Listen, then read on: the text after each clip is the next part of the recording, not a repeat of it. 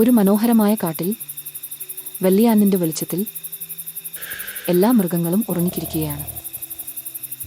പക്ഷേ ഒരു വലിയ മൃഗം ഇപ്പോഴും ജാഗരൂകരായിരുന്നു. അത് ലിയോ സിംഹം, കാട്ടിൻ്റെ രാജാവ്.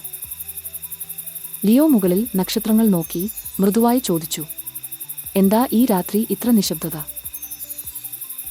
അപ്പോൾ എന്നൊരു ചെറിയ ശബ്ദം കേട്ടു. ചെറിയ പുല്ലുകളിൽ ആരോ ഉണ്ടായിരുന്നു. അത് ചെറിയ എലി. കയ്യിൽ പ്രകാശമുള്ള ഒരു മുത്ത് പിടിച്ച് ഓടിക്കൊണ്ടിരുന്നു. ചെറിയ എലേ, ഇത്രയും സമയം എന്തു ചെയ്യുന്നു? ലിയോ ആശ്ചര്യത്തോടെ ചോദിച്ചു. ചെറിയ എലി സംക്ഷിപ്തമായി പറഞ്ഞു, ഞാൻ നക്ഷത്രമുത്തുകൾ തിരയുകയാണ്. അവ രാത്രി മാത്രമേ തെളിയുകയുള്ളൂ.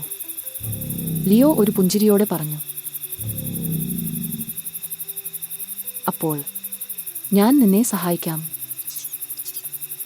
ലിയോ സിംഹവും ചെറിയ എലിയും ചേർന്ന് രാത്രിയുടെ ഇരുട്ടുകാട്ടിൽ നടന്നു.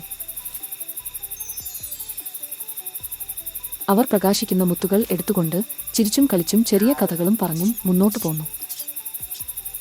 വഴിയിലൊരു ചെറിയ എലിയുടെ ചട്ടിയെ നിറഞ്ഞു. നന്ദി, ലിയോ, ചെറിയ എലി സന്തോഷത്തോടെ പറഞ്ഞു.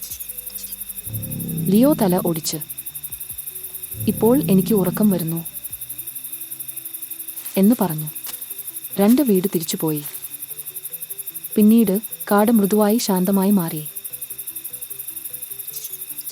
വെള്ളിയാനിൻ്റെ വെളിച്ചത്തിൽ ഇരുവരും ശാന്തമായി ഉറങ്ങി.